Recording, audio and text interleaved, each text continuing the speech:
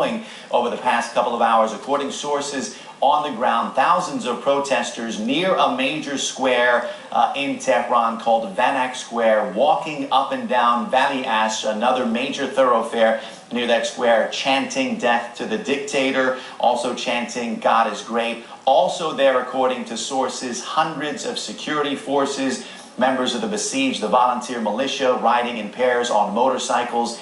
The typical game of cat and mouse. Sources telling CNN they are charging protesters on the sidewalks when they are hearing these chants. Perhaps the biggest development is, according to Fars News, the state-run news agency, among the protesters tonight, Mehdi Karoubi. This was an opposition candidate defeated in the June 12th elections. And there you see him with a white turban. This is a man who was a government official and was missing from the ceremonies earlier today. Again, this was an opposition candidate who was defeated on June 12th. And according to Fars News, he was at the protest near Vanak Square tonight, a protest Fars News labeled illegal. So an interesting development there. Mehdi Karoubi not showing up to the ceremony earlier this morning, but showing up to the protest. Of course, the other big story today was the endorsement by the Supreme Leader. This was supposed to be President Mahmoud Ahmadinejad's day. And there you see what appears to be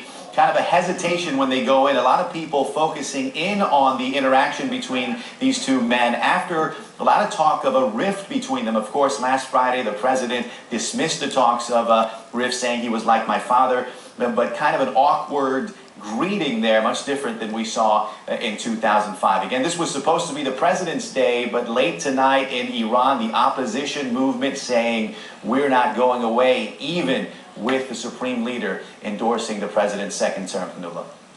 And Rosa, you know, as you mentioned, some senior officials, notable senior officials, staying away from this endorsement ceremony earlier in the day. Can I ask, what kind of ride can this government expect in Parliament?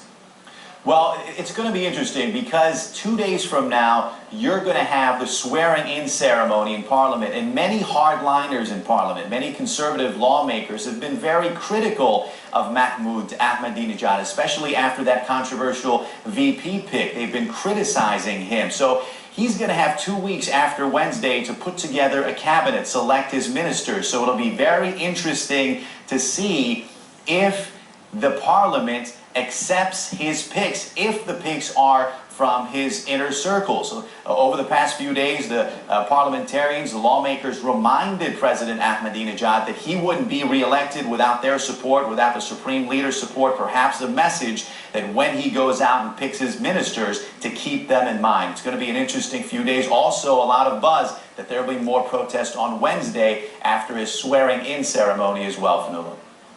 All right, we'll expect